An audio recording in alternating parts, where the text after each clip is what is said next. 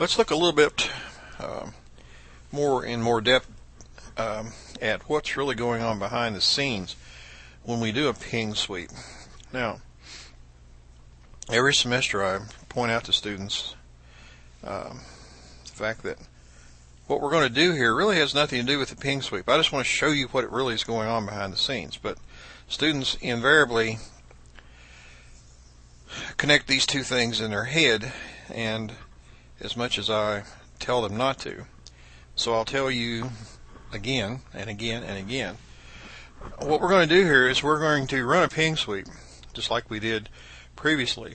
But at the same time, we're going to run a packet sniffer, and we're going to watch what the ping sweep tool is doing and what the responses look like coming back. This has nothing to do with actually running the ping sweep itself. I just want you to know what it looks like. And from a defensive standpoint, you should really, it's good to know what a ping sweep looks like when you're being swept from the outside. So,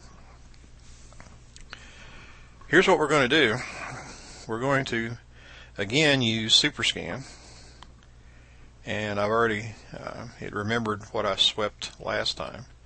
So this was the, we're going to sweep the entire 192, 168, 157 network.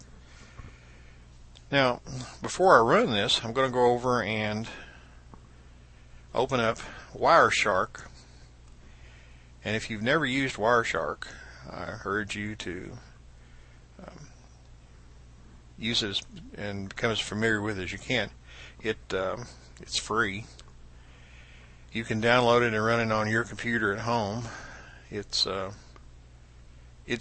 packet capturing tool. It will show you what's on the wire. I want to take that filter out. Actually, I don't want to take that filter out. Come to think of it, and I'll tell you why.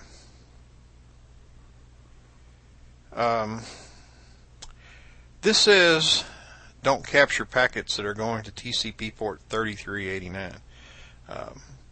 Port 3389 is used by remote desktop. So if you don't have this filter in there, you actually get a lot of packets that are as part of the remote desktop connection that you have between your home computer and the computer in my lab. They're not, it's not going to hurt anything to capture them, but there'll just be more packets there for you to look through to try to find something of interest. So let's leave that in there. So what I did up here at the top under interface, I clicked the drop down list here. It usually defaults to this adapter for generic something,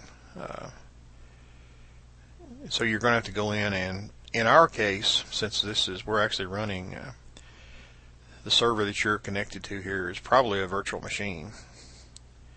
In this case, you want to select the VMware Accelerated AMD PCNet adapter.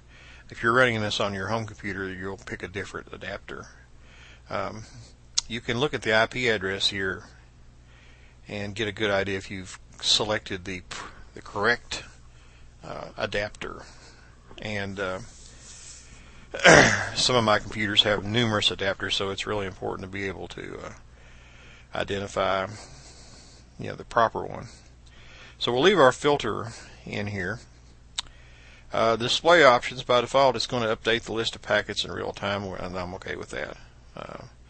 So I'm going to go and start this, and I'm immediately going to switch back over here as quick as I can and start my ping sweep. And the reason for that is there's networks tend to be, and we're finished there, and we need to stop this. There's a right up here where the X is, that'll stop it. Networks tend to be very chatty or noisy. There's a lot of things going on in the background that we don't really think of, and you notice this when you start doing scans. For example, to show you some of the things that are going on right here, you'll notice there's several Cisco packets here, and these are Cisco switches talking to each other. Well, that's yeah, switch port. There's a Cisco switch running the spanning tree protocol. CDP is a Cisco Discovery Protocol, etc. So there's a lot of traffic on a network that it's usually legitimate traffic, but it's not really something we want to worry too much about. So I'm going to scroll back up here to the start of my capture. See over here on the left hand side, this is the packet number in the sequence that I captured. Now there's going to be several things here that aren't of interest to us right now, but I will tell you, every chance you get to look at a capture, you're going to learn something. Like if I had a few moments here, I would be trying to figure out why 157.60 is talking to that computer there using that source port and destination port. I'll have to go look at that in a few minutes and figure out what this is. So, but for the time being, I can sort here. If I click on the little box that says protocol, I'm going to sort by protocol. Now, for the time being, we'll skip the ARPs. I'm going to come back to them. I want to go down here, and here's my ICOMPs. See, they're all sorted. So I'm sitting here at 192, 168, 157, 111, and I run the SuperScan, and it starts out by pinging 192, 168, 157, 1. And there's the ping request. Here's what it really looks like down here in this part of the window. Starting Ethernet 2, this is like the frame header. There's your destination MAC address. There's your source MAC address. Here's the type. This tells what the encapsulated protocol is. In this case, it's IP. And this is the IP part of the packet. Notice here's our source IP and destination IP numbers. And hopefully you've had enough networking where this makes some sense to you. Now, inside of the IP protocol part of the packet, we are told that what's really inside of the IP is an ICOMP packet. And if we open this up down here and scroll down, we can actually see the type of the packet. It's type 8, code 0. It's a ping request, echo request. Here's the data that was sent. And since this is a Microsoft machine, it's basically that's interesting. Usually it sends the alphabet. We'll look at that in a minute. So the next packet here is the reply. Notice its source is shouldn't have done that. Let's go back to protocol. Notice the source. Here's the source field. It's coming from 192, 168, 157, 1. It's coming back to 157.11, which is the machine I'm sitting at. And the fact that we got a reply tells SuperScan 3 to mark that machine as being alive and answering pings. So then SuperScan goes to the next number, which is the .2. Now, SuperScan can and does jump around. A good scanning tool will not go consecutively because that's just too obvious. It's too easy to pick out if you are the monitoring the network that's being scanned. And another thing that often happens with these ping sweeps is they're done slowly. Now we didn't tell Superscan any different, so it just quickly went through the range of IP numbers, and we did one simple packet capture over 10-15 seconds, and we got all these packets. But what if the attacker had a tool that would allow what's called a slow scan? So maybe in this case, every 5 minutes or something, the tool would ping another number in the range, so that if you were monitoring the packets on your network, you would occasionally see a ping request. You wouldn't see a whole bunch of them at one time. You'd just see one every once in a while, and a few minutes later you'd see another one. It may not register to you, or there's software called intrusion detection systems that basically monitor the packets whizzing back and forth on your network. It may not occur to you or your intrusion detection system that you were actually being swept or scanned. So what we're doing here, just keep in mind that what we did here is was a ping sweep, and we made no effort to conceal what we were really doing. And that's why we have so many requests and replies in a row here. And actually, if we just go back to the numbers themselves, numbered packets, I need to scroll back up here, you'll see that there's let's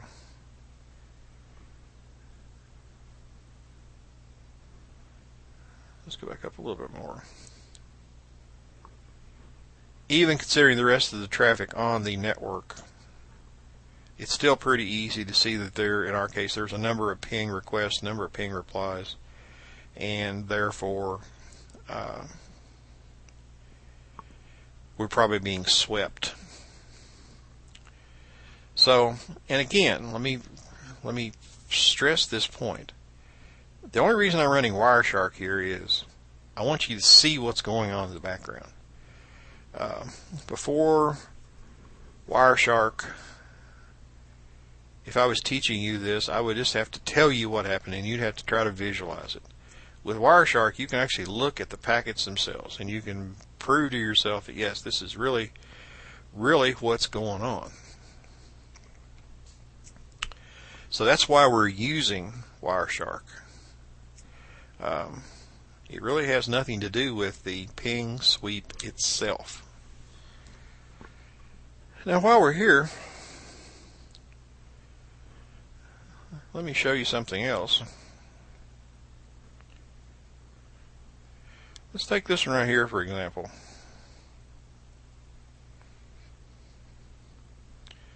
Well, we can probably, actually what happened here, it pinged itself. No, it didn't. Yeah, it did. That's interesting. Let's go down here and pick out one that'll, yeah. Here you go. Right here.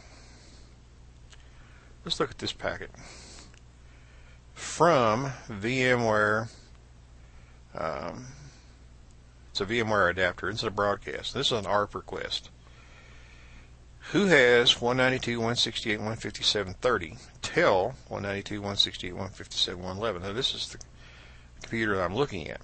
Has sent out this ARP request.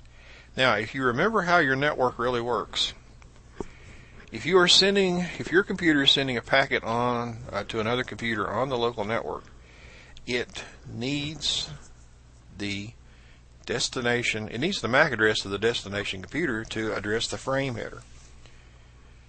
So this is the frame header here. Now this particular packet is a broadcast. Notice the all F's here. And we include our source MAC address so that the responding computer knows how to address the packet coming back. Well, the next packet is the response to the ARP request. This is an ARP reply. And this is basically saying 192.168.157 has the MAC address 000423C47E2D. Okay? So now my computer has the MAC address of the 157.30 machine and can't address the echo request properly, and the next packet in the in our capture here is actually the request being sent out. So on the local network, you're going to see a lot of ARPs. Now, I have a theory here, and I really should set up a situation where I can prove this to you. And I might do this here a little bit later on tonight. I've noticed several captures where there's a lot of ARP requests coming from the router, saying like, who has .25, who has .26, tell the router, who has .27, call the router, or tell the router. It's my personal theory that this is evidence that somebody is doing a ping sweep from the outside. So I'll see if I can set a situation up like that for you here in a few moments. That would be interesting. So anyway, since I'm sitting on the 157.11 network, doing a ping sweep on the 157.111 network, or the 157.0 network, I'm going to see these ARP requests and ARP replies, as well as the ping requests and the ping replies. Now, if someone was scanning me from the outside, I wouldn't see, I'd still see ARP requests, but things would be different. The ARP request would be going back to the router itself. So I'll set that up here later once I think this through, how I want to do this, and show you how this works. Now, again, one more time, Wireshark is a packet capturing tool, or packet sniffer. It has absolutely nothing to do with the ping sweep that we ran, except for the fact that I used Wireshark to actually look at the packets that were involved in the ping sweep. I wanted to show you what was really going on. And in every case here, we have some sort of ARP, and then we have a packet that has the ping request in it, and then if the machine is answering, if it's up and running and answering replies, we get the ping reply. Now, there's a lot of these ARP requests here, like right here. This is an ARP for .45. .45 didn't answer, so Superscan went on to 46, 47, 48, etc. These aren't, there are no ARP replies for these, so that tells Superscan that the machine's not answering. So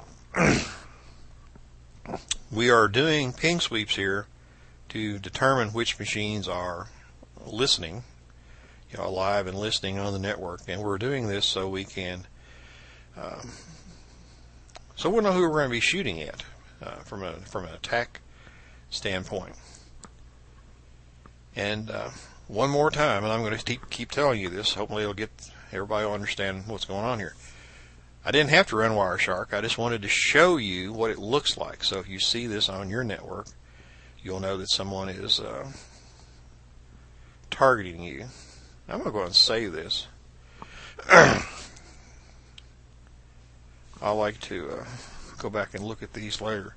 So this is a ping sweep, and I usually put the date in 3/12/08, and this is my first capture, and I put a cap on the end of it. That's the extension. I like to go back and look at these.